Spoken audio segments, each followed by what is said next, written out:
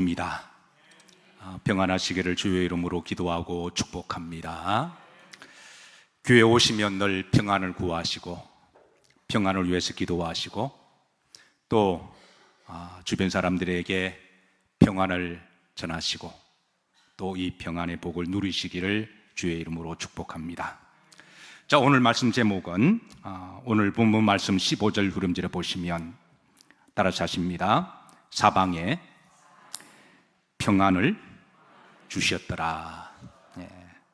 사랑하는 성도 여러분, 분명한 것은 하나님은 평안을 주시는 하나님이십니다. 그런데 이 말씀은 오늘 본문에만 있는 게 아니라 성경 여러 곳에 있는데요, 대표적으로 몇 군데 더 소개합니다. 역대하 14장 7절입니다. 후렴지를 보시면 표시된 부분만 우리 다 같이 크게 믿음으로 고백합니다. 우리가 주를 찾았으므로 주께서 우리 사방에 평안을 주셨느니라. 아멘. 우리 사방에 평안을 주셨다. 역대하 20장 30절에도 또 이 말씀이 반복되어 우리들에게 전해주시는데요, 자, 표시된 부분만 읽습니다. 하나님이 사방에서 그들에게 평강을 주셨음이더라. 사실 하나님이 사방에 평강을 주셨다, 이 말씀은 유대인들에게 있어서는 일상에 굉장히 자주 사용하는 일상의 용어입니다. 그래서 이 말이 일종의 관용어구가 되었는데요, 이 관용어구는 종교적으로, 신앙적으로, 신학적으로 유명한 관용어구입니다. 자, 저들이 사람을 제일 만났을 때 제일 먼저 하는 인사가 뭐죠? 샬롬. 여러분 잘 아시죠? 교회에 오셔서 제일 먼저 하나님께 하는 인사가 뭐죠? 샬롬입니다. 그리고 또 교인들을 만나면 뭐라고 인사하죠? 샬롬이라고 인사합니다. 그런데 원래 이 말은 이 말의 축약어입니다. 따라서 아시죠? 여호와 샬롬. 그래서 여호와 샬롬, 여러분 잘 아시는 말씀이죠. 자, 이 말을 이제 한 단어로 축약하면 샬롬이라고 그렇게 인사를 했고요, 이거를 조금 더 이제 하면 분명하게 하면 여호와 샬롬인데요, 근데 이 두 단어를 원래 한 문장은 이렇습니다. 자, 원래 한 문장은 따라서 하십니다. 하나님이 샬롬을 사방으로부터 주셨다. 이게 이제 원래 한 문장입니다. 오늘 우리가 봉독했던 역대하 15장 15절, 14장 7절, 20장 3절에 있는 여호와께서 사방으로부터 샬롬을 주셨다, 이게 원래 한 센텐스입니다. 자, 한번 보시죠. 원래 이 말은 유대인들 사이에 한 문장으로 말을 하면 굉장히 일상의 용어였고, 그리고 일종의 관용어인데요. 자, 히브리 말은 이제 왼쪽부터 오른쪽으로 읽어간다 그랬죠. 그게 제일 왼쪽에 있는 말이 따라서 합니다. 하 엘로힘. 하 엘로힘, 하는 정관사고요. 엘로힘은 하나님이라고도 하고 때로는 신이라고도 번역이 되어서, 그래서 엘로힘이라는 용어를 쓸 때는 웬만하면 앞에 정관사 하를 붙입니다. 엘로힘은 보통 명사입니다. 그런데 그래서 하 엘로힘을 고유명사로 우리 하나님, 바로 그 하나님을 지칭할 때는 뭐라고 부르죠? 여호와라고 그렇게 부릅니다. 그래서 이제 엘로힘은 보통 명사고 여호와는 고유명사입니다. 그래서 이제 어쨌든 하 엘로힘, 그 다음에 두 번째 단어입니다. 따라서 합니다. 하누텐. 이 말은 이제 주신다라고 하는 말입니다. 하나님이 이제 주신다. 그 다음 세 번째 단어는 샬롬 아시죠? 그죠? 샬롬, 평강, 평안, 평화라는 말씀이고, 그 다음에 미칼 차드라는 말입니다. 미칼은 전치사입니다. 뭐로부터, 차드는 사방으로부터, 모든 곳으로부터. 이게 원래 한 문장입니다. 원래는 한 문장을 우리가 알고 있는 게 좋습니다. 왜냐하면 여기 중요한 거는요, 여러분 여기 네 단어에서 제일 중요한 단어가 뭘까요? 샬롬보다 더 중요한 단어, 하 엘로힘, 하나님이죠. 그러니까 물론 샬롬도 중요합니다. 근데 이 샬롬을 주시는 주어가, 주체자가 누구냐는 거예요. 하나님이라는 거예요. 원래 풀 센텐스는 있습니다. 따라서입니다. 하 엘로힘. 또 이걸 이제 다르게 말하면 여호와. 따라서 여호와, 하노텐, 그 다음에 샬롬, 미칼, 차드. 자, 여러분 이 말씀을 그래도 가슴에 담는 게 좋습니다. 이 한 문장을 말하기 좀 기니까 이거를 줄여서 한 두 단어가 여호와 샬롬입니다. 여호와 샬롬은 바로 오늘 본문에 나오는 하나님이 사방으로부터, 얼마나 좋은 말이에요. 사방으로부터 하나님이 평강을 주시는 하나님이시다. 얼마나 좋은 축복의 말인가요? 그래서 그러나 이 풀 센텐스를 말하기가 좀 기니까 요거를 딱 두 단어로 축약한 말이 뭐라고요? 여호와 샬롬. 근데 또 사람 말이 급하다 보면 한마디로 할 수가 있잖아요. 그래서 그 샬롬이라는 말이 요렇게 해서 파송이 되었습니다. 자, 이 하나님의 샬롬. 자, 그래서 저들은 집에 들어갈 때는 소위 더필라 샬롬이라는 샬롬의 기도문이 있습니다. 정통 유대인들의 가정에는요, 가정에 들어갈 때 교회에 들어오면 이 더필라 샬롬 기도문이 있는데요. 한번 보시죠. 자, 다 같이 읽습니다. 시작. 예, 시간 관계상 앞에만 읽습니다. 시작. 더필라 샬롬. 자, 이거를 영어로 이렇게 번역합니다. 그래서 prayer for shalom이라고 이렇게 번역했습니다. 영어가 변하신 분들은 영어로 뜻을 좀 이렇게 해석하시고, 이거를 한글로 번역한 게 이렇습니다. 자, 샬롬을 위한 기도문. 이게 이제 집에 들어갈 때 이 기도문을 붙여놓고요. 또 교회에 오시면 예루살렘 성전에 이 기도문이 적혀 있는데요. 자, 우리가 다 같이 우리가 합독하시면 이게 우리의 기도가 되고 또 우리의 소망과 삶이 되기를 다 같이 우리 한번 믿음으로 합독합니다. 그 어떤 슬픔도 이 문을 통해서 들어오지 못하게 하소서. 그 어떤 문제도 여기에 들어오지 못하게 하소서. 그 어떤 두려움도 이 문을 통해서 들어오지 못하게 하소서. 그 어떤 갈등도 이곳에 있지 않게 하소서. 오직 이곳에 축복과 평화가 가득하게 하소서. 이것을 가정으로 우리가 기도하면 하나님이여, 우리가 집에 들어갈 때마다 그 어떤 이제 슬픔도 이 집에 들어오지 못하게 하시고, 그 어떤 문제도 이 가정에 들어오지 못하게 하시고, 그 어떤 두려움도 이 문을 통과하지 못하게 하시고, 그 어떤 가정의 갈등도, 컨플릭트도 이 가정에 있지 않게 하시고, 오직 이 가정에 하나님의 축복과 샬롬이 가득하게 하옵소서. 저들은 가정에 들어갈 때마다 이 기도문을 한번 봄으로 말미암아 다시 한번 샬롬이 얼마나 가정에 귀한 것을 다시 한번 재인식을 하고, 그리고 또 이를 위해서 뭐하고, 따라서 이제 기도하고, 그리고 또 이렇게 살도록 가족끼리 서로 노력하고 애를 쓴 것이 바로 샬롬을 위한 기도문입니다. 사랑하는 성도 여러분, 저는 여러분들에게 이 샬롬의 복이 가정에 있으시기를 주의 이름으로 축복합니다.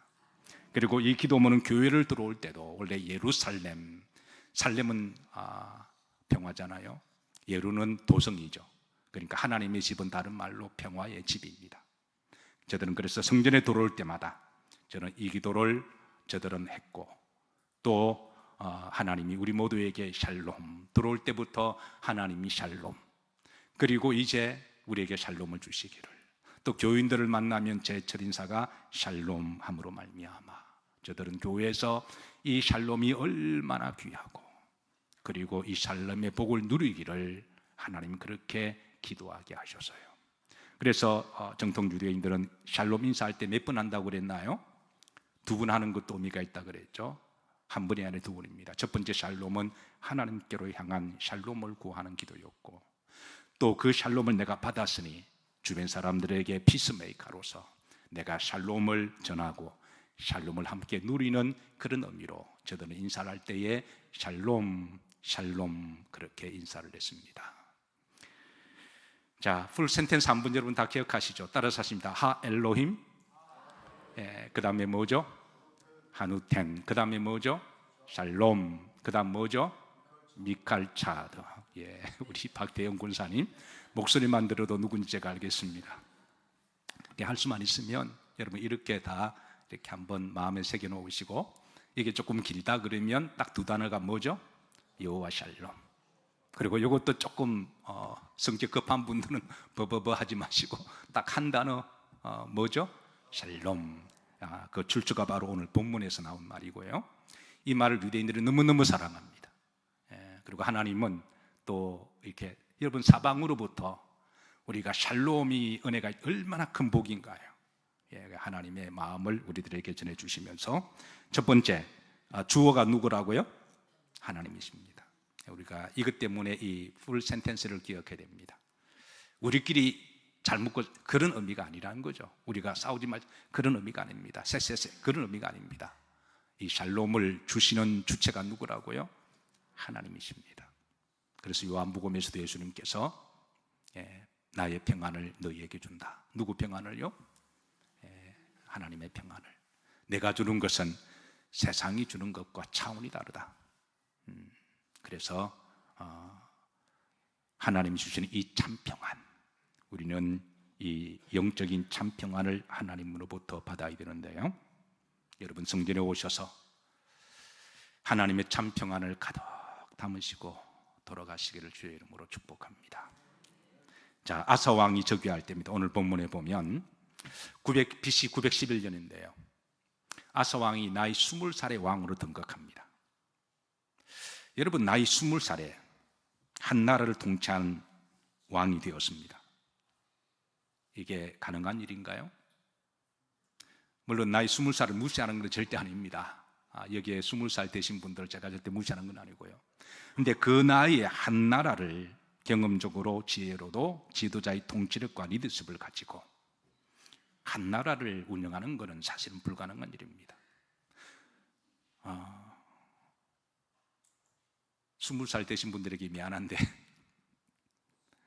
그 나이에 무슨 국제정치를 알고 그 나이에 무슨 인생을 할까요? 그러니까 아사 왕이 올랐을 때 얼마나 불안했을까요? 얼마나 두려웠을까요? 당시 국제정세는 어땠을까요? 유다 주변을 둘러싸고 있는 국제정세, 한번 지도 한번 보시죠. 자, 당시 가운데가 유다입니다. 1번이 바로 북이스라엘 왕국에 있습니다. 유다의 북쪽이죠. 북이스라엘은 잘 알다시피 같은 동족입니다. 그런데 같은 동족 북이스라엘은 남유다를 바라볼 때는 원수처럼 여겼습니다. 어떻게 하든 남유다를 멸망시키고 남유다를 흡수 통합하려고 그러는데요, 근데 유다가 생각할 때는 북유다는 그렇게 생각하지 않았습니다. 긍휼히 여겨주셔서 저 북이스라엘이 불신앙과 완악함을 버리고 신앙으로 통합하기를 바라는 게 유다의 마음이었는데 북이스라엘 왕국은 그러지 않았습니다. 생각이 달랐던 거죠. 지금 우리나라와 북한과 거의 비슷합니다. 자, 우리나라와 북한은 같은 동족입니다. 그런데 우리나라는 북한에 대한 여전히 애잔한 마음이 있습니다. 같은 동족에 대한 가난하고 힘든 주민들을 생각할 때마다 어떻게 하든 도움이 되고 빨리 통일이 되고 빨리 그렇게 되고자 하는 마음이 우리 모두에게 다 있습니다. 그래서 한때는 교회들마다 헌금을 거두어서 북한으로 그렇게 많이 보내지기도 하고 지금도 우리가 북한 선교를 위해서 많이 애를 쓰고 기도하죠. 그런데 북한은 어떻게 생각할까요? 같은 동족으로 볼까요? 아니면 적화의 대상으로 볼까요? 원수의 말만 하면 불바다 이야기하고 말만 하면 핵을 이야기합니다. 그러니까 남유다에서 볼 때는 북쪽을 생각할 때마다 늘 두근거림이 있는 거예요. 불안이 있습니다. 언제 침략할 줄 모르니까. 자, 그리고 이제 두 번째 보십시다. 두 번째는 옆구리에 뭐가 있나요? 블레셋입니다. 이 블레셋을 영어로 번역한 말이 뭐죠? 여러분 잘 아는 팔레스타인. 이 블레셋을 영어로 번역한 말이 팔레스타인이죠. 하나님 이스라엘 백성들에게 블레셋의 교만과 악한 짓과 우상숭배를 보고 빨리 정리해라.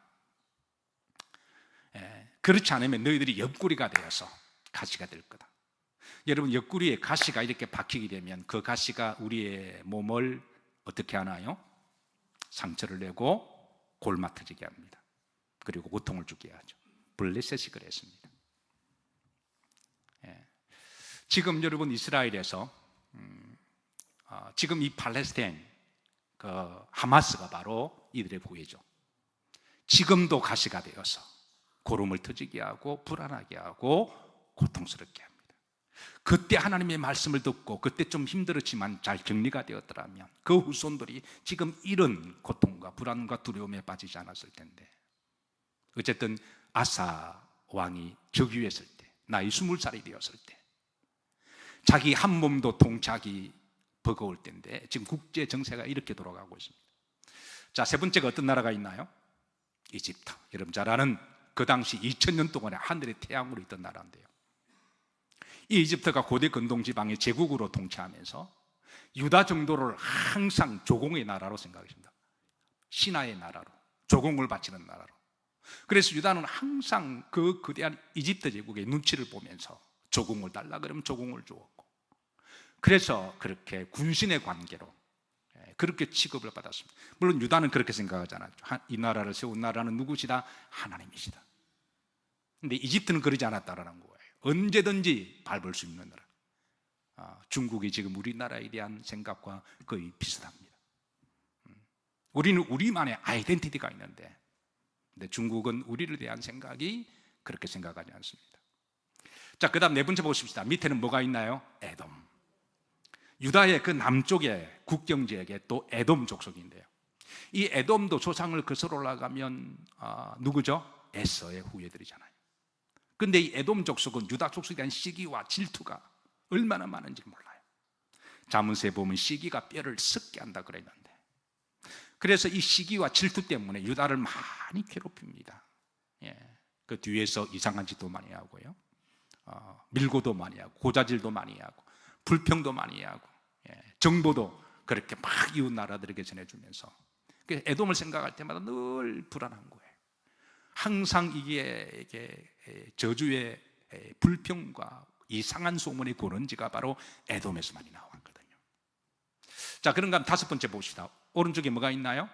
암몬, 모압도, 이게 유다 민족의 국경을 접한 바로 가시였습니다. 자, 여러분 김밥 좋아하시나요?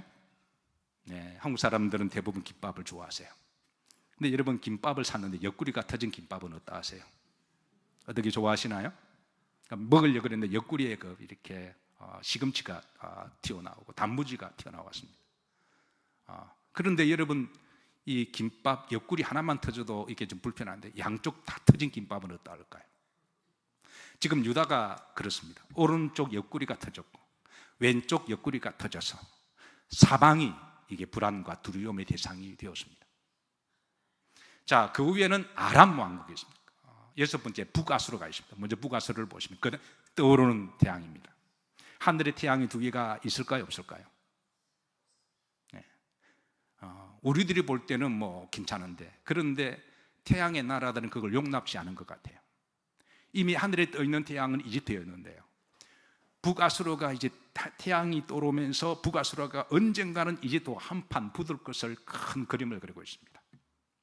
그리고 이제 이집트도 대단한 나라였으니까 모든 정보를 동원해서 보니까 저 북아수르가 기어오르기 시작하는데 한판의 대대적인 전쟁을 준비하고 있다는 정보를 입수하고 이 두 나라가 언젠가는 한번 대판 붙을 준비를 하고 있는데, 문제는 이 길 요충지에 어디를 지나가야 돼요? 유다가 지나가야 됩니다. 그러니까 북아수르가 이집트를 치기 위해서 엄청난 몇십만의 몇백만의 군사를 동원하고 유다를 지나가야 되고요, 그러니까 유다를 자기 편으로 업어야 되는 거죠. 유다가 길을 내주지 않으면 불안한 거죠. 그래서 유다에게 길을 내어달라고 그렇게 요구를 하고요, 만약 길을 내어줬다가는 이집트에게 또 완전하게 미운틀이 박힙니다. 그렇다고 안 내어줄 수도 없고, 이집트도 북아수르를 치기 위해서 여러 번 전쟁을 하거든요. 역사에 보면 유다를 통해서 올라갑니다. 북아수르도 이집트를 치러 내려와요. 그래서 이 중간에서 여러분 고래 싸움에 뭐가 터져요? 새우가 터집니다. 지금 세계 국제 정세가 거대한 두 나라가 붙어 있습니다. 이 두 나라가 싸우면서 지금 옆에 있는 새우들이 덩이 터지고 있는 형국입니다. 자, 그리고 이제 일곱 번째 아람 왕국이 있습니다. 아람 왕국은 북아수르만은 하지 않지만은 그래도 아람 왕국도 북아수르 다음으로 3칸 정도의 강력한 군사력을 가지고 있는 나라였고, 지금의 시리아입니다. 시리아가 지금은 많이 힘든 나라지만 그때는 대단한 나라였죠. 아주 어깨에 힘을 주고 있는 그런 나라인데요. 이 아랍 나라가 북아수르와 같이 있으면서 같이 이제 전략적 동맹을 맺고, 그러고 나서 어깨에 힘을 줄 때 남부 1, 남부 2로 어깨에 힘을 주면서 문제는 유다를 향하여 끊임없이 이제 전략적 동맹 관계를 요구를 했습니다. 여러분, 외교 용어 중에 전략적 동맹이라는 말을 잘 아시죠? 이 말은 이게 필요하면 친구고, 이게 이제 필요하지 않으면 한순간에 적이 되어 등에 칼을 꽂을 수 있는 게 전략적 동맹 관계잖아요. 그러니까 전략에 따라서 친하게 지낼 수도 있고, 전략에 따라 한순간에 얼굴을 바뀌어서 전쟁을 할 수 있는, 이게 아람이 유다 아사와 요구했던 전략적 동맹 관계인데요. 유다는 힘이 없으니까 여기에 동의할 수밖에 없습니다. 그러고 나서 아람 왕국은 끊임없이 유다 왕국에게 조공을 요구합니다.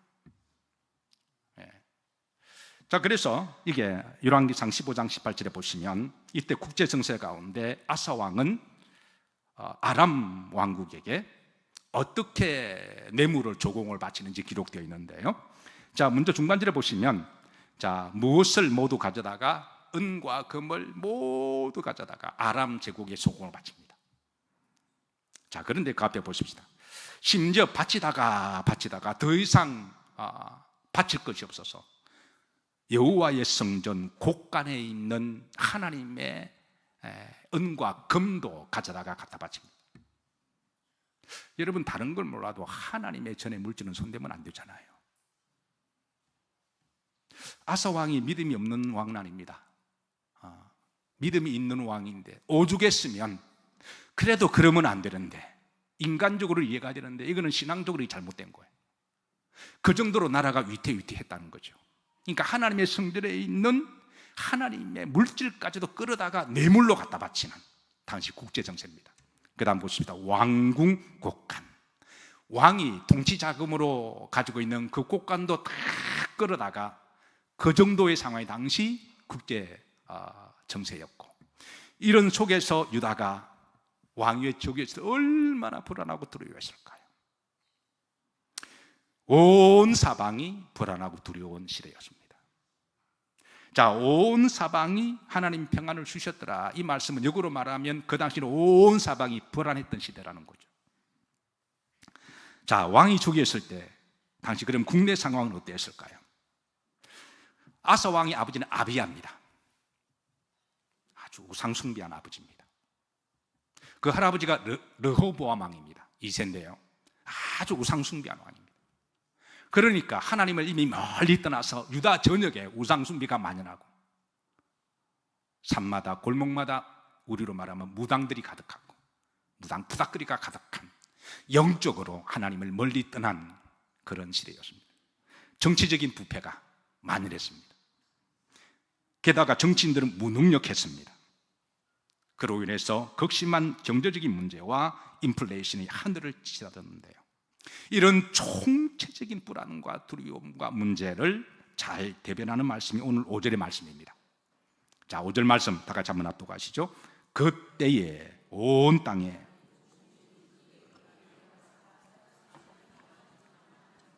먼저 시간적 정보는 그때입니다. 우리가 오늘 본문을 알려면 그때의 배경을 잘 알아야 돼요.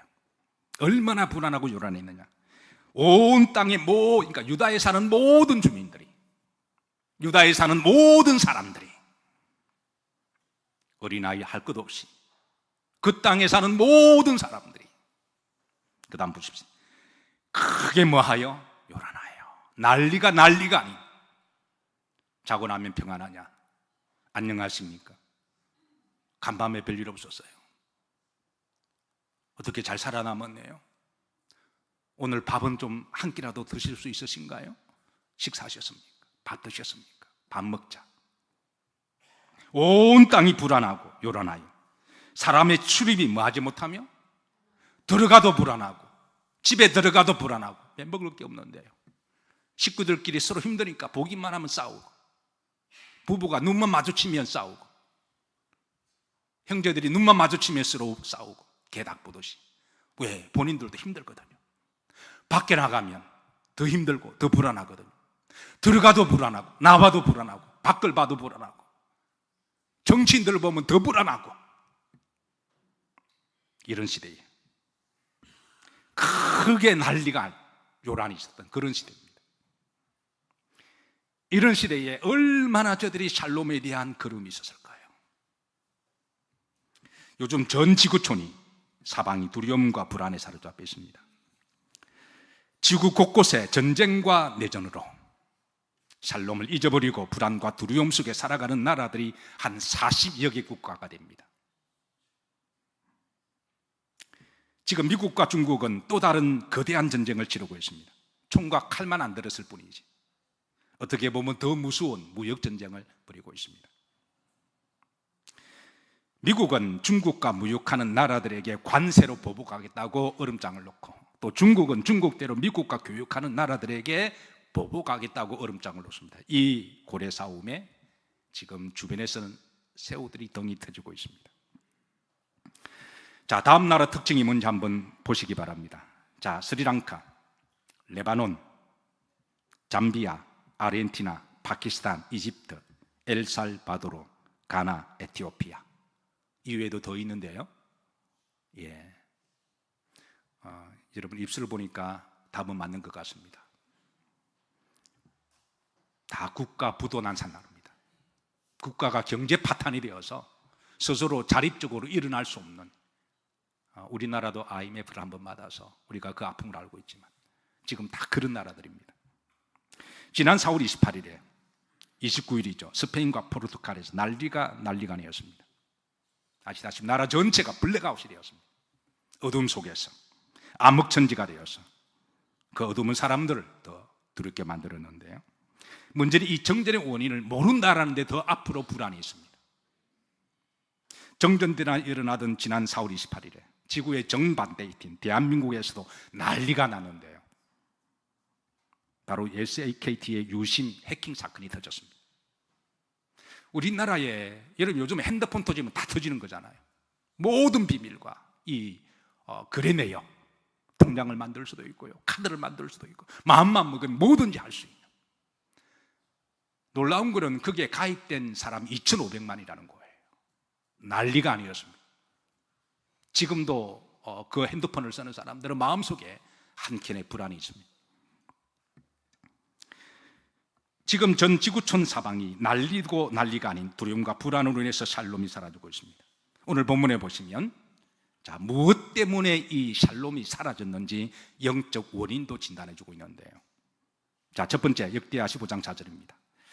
자, 그들이 무엇 때에? 그 환난 때에 그랬습니다. 환난은 전쟁을 이야기합니다. 여러분, 전쟁은 결국은 누가 일으킨가요? 하나님이 일으키는 거예요. 인간의 탐욕과 욕심 때문에 일어나는 것이죠. 모든 전쟁은 그 어떤 이유를 갖다 대더라도 인간의 욕심과 탐식이 그 자리 잡고 있습니다. 일단 전쟁이 일어나면 여러분 샬롬은 사라집니다. 평안은 사라지죠.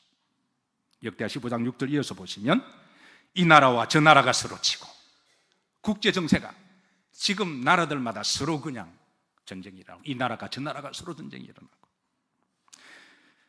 이 성읍이 저 성읍으로 또한 그리하고, 이거는 이제 국지적인 전쟁을 이야기해요. 민족 간의 전쟁을 말하기도 하고, 그리고 내전을 말하기도 합니다. 피차 뭐한 바가 되었나니? 결국은 전쟁이 나면 피차가 상할 수밖에 없습니다.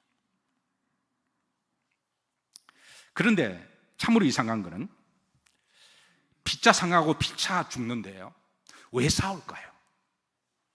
다시 한번 더 말씀 보시죠. 이 나라와 저 나라가 서로 치고, 이 성읍과 저 성읍 내전이 일어나고, 그리하여 피차 상하고 죽고 피 흘리고 불구가 되고, 근데 왜 싸울까요? 그것은 그들의 마음속에 평강의 영이 사라지고 싸움의 영이 들어갔기 때문에 그렇습니다. 여러분, 마귀의 영은 분쟁의 영입니다. 싸움의 영입니다. 그래서 마귀의 영이 들어가면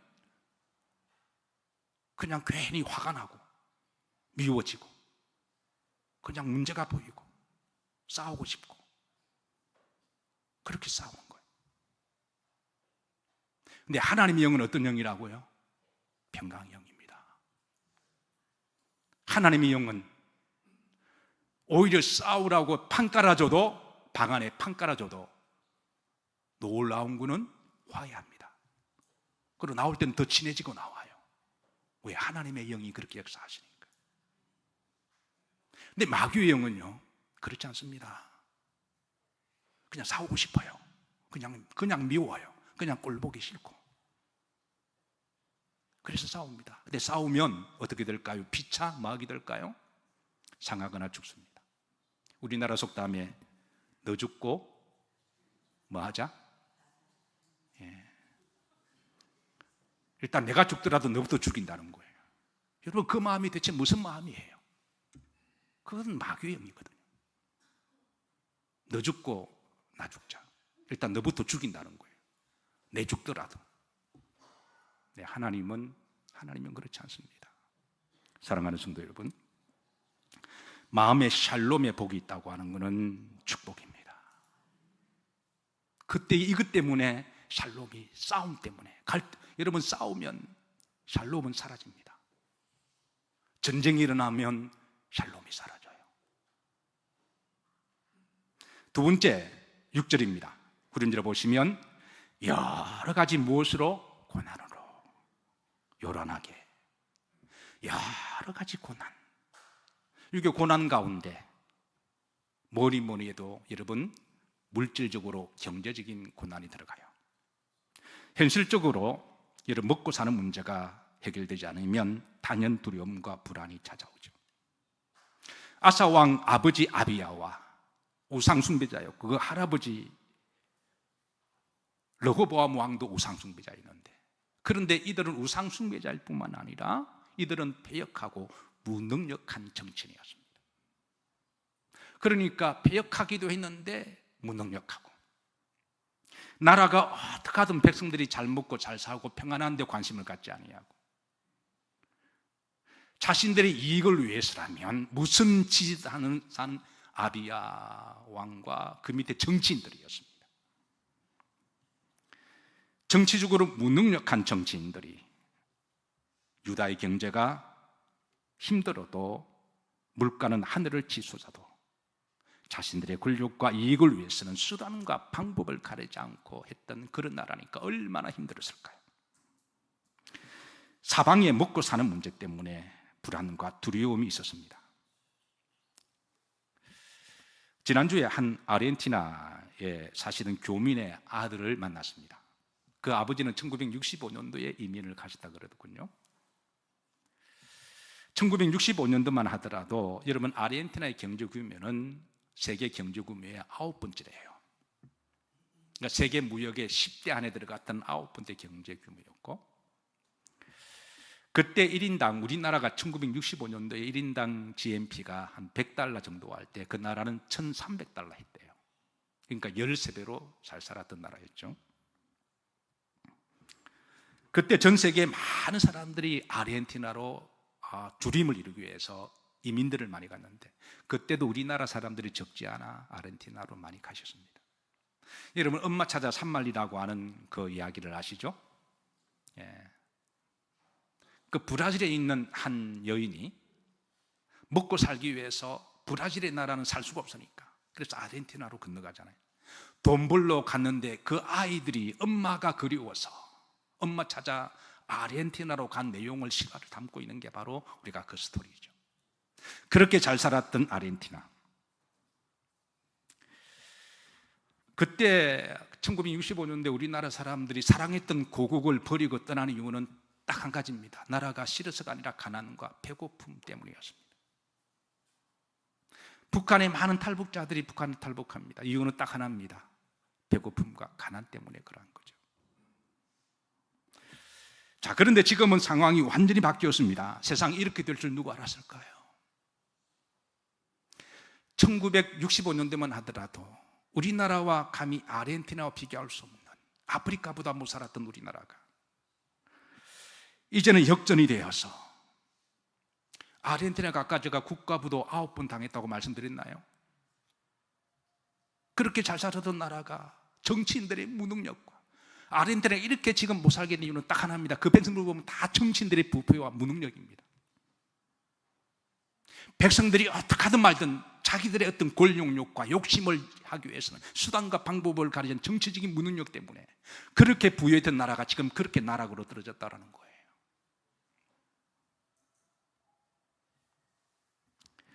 분명한 것은 경제적으로 먹고 살기 힘들면 평안은 사라집니다.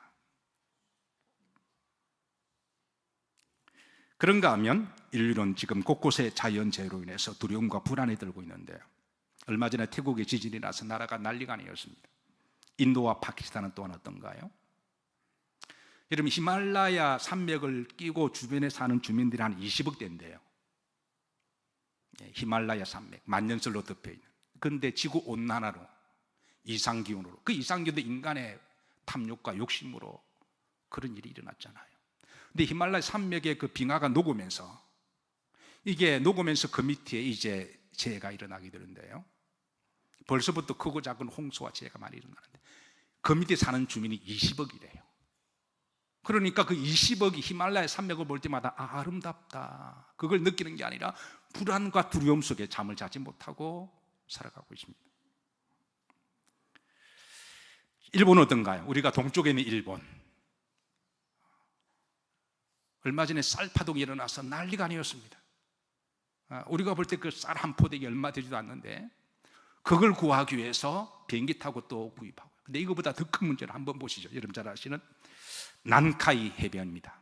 이 난카이 해협요, 이게 정말 우리가 그냥 강 건너 불 구경만 할 수 없는 게, 이게 그 밑에가 깊이가 한 7,000, 6,000m가 된다고, 엄청난 깊은 해곡이에요. 길이가 남해숲과 900km가 된다 그러잖아요. 주기적으로 여기 한번 판 구조가 충돌해서 뒤틀어지게 되는데요, 언제 일어날지 모른다는 거예요. 이게 만약 일어나게 되면 여러분 잘 알다시피 일본은 가운데 중앙산맥이 있고요, 서쪽으로는 거의 산맥 때문에 사람이 살 수가 없는 곳이고, 동쪽에 도시들이 다 모여 있잖아요. 도쿄라든가 오사카라든가, 이게 중요한 대도시들은 동쪽에 다 모이는데 이 난카이 해협이 한번 뒤틀어지면 이게 정말 일본이 침몰하게 되는, 그래서 일본 사람들은 지금 하루하루 불안과 두려움 속에 살아가고 있습니다. 사실 이런 인류의 두려움과 불안 속에도 우리 각자 개인적으로도 여러분 각자 불안과 두려움이 있습니다. 개인적으로 미래에 대한 걱정이 있습니다. 과거를 뒤돌아보면 늘 후회가 있고 미련이 남아 있습니다. 좀 더 잘했을걸, 내가 왜 그랬을까, 그 과거에 대한 그 아픔과 상처를 해결하지 못하고 당장 현실을 살아가는 일이 막막하기도 하고 불안합니다. 이런 시대에, 인류의 샬롬이 사라진 시대에 샬롬에 대한 간절함과 목마름이 있습니다. 그러나 분명한 것은 이런 온 사방이 불안할 때에 하나님은 샬롬을 주기를 원하시는 하나님이시라는 거예요. 어떻게 주시느냐? 놀라운 것은 하나님이 그 방법까지도 말씀하십니다. 첫 번째, 따라서 이제 여호와께서 함께 하실 때, 자, 오늘 본문 말씀의 2절 보십시오. 중간절입니다. 여호와께서 너희와 함께 하실지라. 주의 선지자가 아사 왕과 유다 백성들에게 선언합니다. 온 사방이 불안할 때, 그 땅의 모든 거민들이 두려워할 때, 그때 주의 선지자가 말씀을 대납니다. 하나님이 함께 하시면, 하나님이 함께 하시면, 하나님이 함께 하시면 평안할 거다. 그리고 이어서 말합니다. 하나님께로 돌아가서 하나님을 찾으라. 4절입니다. 중간절입니다. 합독하시죠. 하나님 여호와께로 돌아가서 찾으며. 12절입니다. 저들은 어떻게 했냐면 마음을 따라서, 마음을 다하고 목숨을 다하여, 그러니까 입술로만 샬롬 샬롬 하는 게 아니라 정말 저들은 여호와를 찾았고 하나님 교회 와서 기도하고 마음으로 이 샬롬이 얼마나 귀하고 축복인지 마음을 다하고 목숨을 다하여, 목숨만큼 귀한 게 샬롬이라는 거예요. 여러분, 돈이 아무리 많으면 뭐합니까? 집안이 불안한데요. 형제끼리 싸우는데요. 부부끼리 눈만 마주치면 싸우는데요. 이게 무슨 의미가 있나요? 가난하고 병들어도 부부가 서로 화목하고, 형제가 서로 좀 그래도 화목하고, 여러분, 그게 목숨만큼 귀한 축복이 아닌가요? 마음을 다하고 무엇을 다하여? 목숨을 다하여. 저들은 기도했고 참 샬롬을 주시는 하나님께 구했습니다. 지난 4월 달에 어느 한 군사님의 신방을 갔습니다. 같이 가신 분들은 이 배너를 보시고 알 거예요. 한번 배너 보시죠. 아파트 1층인데요. 이제 엘리베이터를 타고 올라가기를 기다리는데요. 그 1층에 바로 옆에 이게 탁 붙어 있더군요. 이걸 함께 같이 간 신방대원들과 첫 번째 느낀 게, 제목이 헬렌 분노 조절 연구소. 이걸 보면서 모두 느낀 것이, 갑자기 생각이 다들 느낀 거죠. 요즘 참 분노가 많은 세상이구나. 화가 많은 세상이다. 왜 그리 화가 많을까? 왜 그리 못마땅한 게 많고, 왜 그리 불평이 많을까? 오죽했으면 이런 배너가 주민들이 사는 한가운데 이게 붙여져 있을까? 분노 조절 연구소래요. 그래서 여기 한번 우리가 다 같이 제목을 보고 서로 얼굴을 한번 쳐다봤습니다. 그리고 그 밑에 한 군사님이 쭉 보더니 웃음을 터뜨리셨어요. 한번 밑에 보시면 이렇습니다. 한번 보시죠. 화면을 좀 크게 하시죠. 자, 상담 비용 1회입니다. 개인 얼마라고요? 글씨 보이나요? 안 보이면 앞으로 오세요. 다음부터. 자, 좀 더 크게 해주세요. 좀 더 크게. 자, 방송국 응답하라. 이게 기술적 한계인가요? 자, 1회입니다. 몇 회요? 1회. 개인. 시간은 50분. 얼마요? 10만 원. 우리 교회 정신과 닥터들이 들어 계시는데, 군사님 1회 50분에 10만 원 받나요? 부부면 얼마라고요? 15만 원. 온 가족이, 그러니까 온 가족이 분노사절, 이게 그래서 군사님이 웃음을 터뜨린 거예요. 세상이 무슨 일이. 그러면서 그 군사님은 하는 말이 대박입니다. 교회 가서 기도하면 되는데. 따라서 하십니다. 교회 가서 기도하면 되는데. 1회에 10회니까 여러분 보통 상담은 보통 한 50회를 끊어요. 아니면 한평생 가야 됩니다. 어떤 분들은. 그럼 여러분 갈 때마다 10만 원이면, 군사님 이어서 하는 말이 교회는 공짜인데.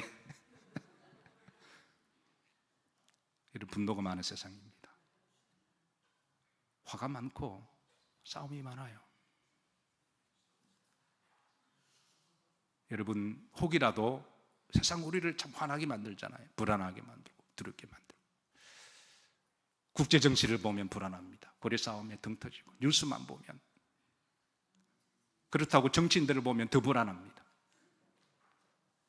개인적인 문제도 답답한데, 여러분 그럴 때마다 어디로 오시라고요? 교회 오셔서 기도하세요. 여호와를 찾으면 마음을 다하고, 뭐를 다하고? 목숨을 다하여, 이런 질적성 있게 하나님께 구하라는 거예요. 하나님 우리 교회에 올해 사명을 주셨습니다. 온 인류가 난리가 아닙니다. 온 사방이 불안하고 싸우고 난리가 아닙니다. 이때 우리 영일교회가 온 인류를 위해서, 평화를 위해서 기도하십시다. 심지어 교회들도, 어떤 교회는 난리가 아닙니다. 여러분, 교회는 평안해야 돼요. 교회를 위해서 기도하십시다. 두 번째, 7절에 보시면 샬롬을 방해하는 요소들은 다 제거하라는 거예요. 너희는 강하게 하라. 너희 손이 약하지 않게 하라. 샬롬을 방해하는 요소들이 있습니다. 분쟁하는 요소들, 다투는 요소들, 불안하게 하는 것들, 이런 것들을 다 제거하라는 거예요. 이렇게 하면, 그 다음 보십시오. 너희 행위에는 무엇이 있습니다? 상급이 있다. 이 상급은 여러분 어떤 상급일까요? 바로 샬롬의 상급입니다. 어떤 사람은 상하면 꼭 돈만 생각하세요. 여러분, 돈보다 귀한 게 훨씬 더 많아요. 아멘인가요? 그래서 저들이 주의 선지자의 말을 듣고 하나님 앞에 마음을 다하고 목숨을 다하여 하나님께 샬롬을 구하고, 그리고 옆으로는 샬롬, 샬롬 그러면서 샬롬을 이루기를 서로 노력하고 애를 쓰고, 샬롬을 피스메이커가 되고 샬롬을 나누고 샬롬을 주고 샬롬으로 인사합니다. 그랬더니 자 7절에 보시면, 자 이렇게 해서 여러분, 아사가 20살에 왕이 되었거든요. 그리고 우리가 본문은 7절까지 쑥 지나갔지만 아사 35년 15년 해에 그러니까 왕이 통치되고 거의 35살이 되었을 때 15년이 지나고 난 다음에 하나님이 상의 축복이 이렇습니다. 중간절에 보시면, 자 우리가 주를 찾았으므로 주께서 우리 사방에 뭘 주셨다? 시제가 과거죠. 그러니까 요 갭이 15년이 흘렀던 겁니다. 1절과 7절 사이에. 그러니까 여러분, 이 샬롬은 우리가 기도하고 우리가 노력할 때 하나님이 주신다라는 거예요. 지금 우리가 사는 세상이 온 사방이 불안하고 두렵고, 우리가 국제 정치는 어떻게 할 수 없는 힘의 범위가 있습니다. 사실 국내 정치도 마찬가지지만 우리가 우리 힘으로 할 수 없는 것들이 있죠. 그러나 우리 그리스도인으로 해야 될 일을 마땅히 하면서 우리가 샬롬의 피스메이커들이 된다면 하나님이 성도의 기도를 보시고, 그리고 그 샬롬의 그 헌신을 보시고, 그게 15년이 걸릴지 아니면 10년이 걸릴지 몇 년이 걸릴지는 모르겠지만 하나님은 사방에 샬롬의 복을 주실 줄로 믿습니다. 마지막 한 분의 이야기하고 마치도록 합니다. 찬송가 작가 릴리아스 모리스라는 여사가 있습니다. 나이가 들면서 눈에 이상이 찾아왔어요. 나이가 들면 손님이 찾아오죠. 앞이 보기 시작하지 않으셨어요. 점점 시력이 나빠지고, 그리고 완전히 이제 앞을 보지 못하는 실명을 하게 됩니다. 그럼에도 불구하고 그녀는 믿음을 가지고 찬송시를 작곡했는데요, 무려 그녀가 작곡한 찬송시가 한 1000여 곡이 됩니다. 1000여 곡 가운데 8곡이 우리 찬송가에 기록이 되어 있습니다. 사람들이 그녀에게 묻습니다. 두렵거나 불안하지 않으세요? 이럴 때 모리스 부인은 이렇게 대답합니다. 네, 솔직히 말하면 불안하고 두렵습니다. 한 걸음 내디딜 때마다, 칠흑 같은 그 세상을 걸어갈 때마다 불안하십니다. 그러나 저는 그때마다 하나님께 기도합니다. 하나님을 바라봅니다. 놀라운 것은 내가 하나님께 기도하면 하나님이 나를 위로해 주시고, 나의 불안과 두려움을 하나님은 가져가시고 나에게 평안을 주십니다. 내가 기도하면 불안하고 두려운 것들이 다 사라지고 하나님이 팔이 나를 안아주십니다. 이렇게 해서 탄생된 곳이 바로 406장 고난 내 영혼 편히 쉴 곳이라고 하는 곡이 탄생이 되었습니다. 사랑하는 성도 여러분, 죄 많은 세상, 욕심과 전쟁과 탐욕이 많은 세상에 또 인간의 탐욕으로 자연재해가 앞으로 더 많아질 겁니다. 온 세상이 난리와 난리가 아닌 불안과 두려움은 소식은 더 많이 들릴 것이지만, 온 사방이 평안하기를 우리가 기도하고 노력하면서도 무엇보다도 우리 마음이 평안하시기를 주의 이름으로 축복합니다. 세상은 어떨지는 몰라도 내 마음에 하나님의 영이 충만하면, 하나님의 영이 그 가운데 충만하면 하나님이 그 성도에게 주시는 축복이 바로 샬롬의 복인 줄로 믿으시기를 바라고, 이 샬롬의 복이 여러분의 여정 가운데 한평생 함께 하시기를 주의 이름으로 축복합니다.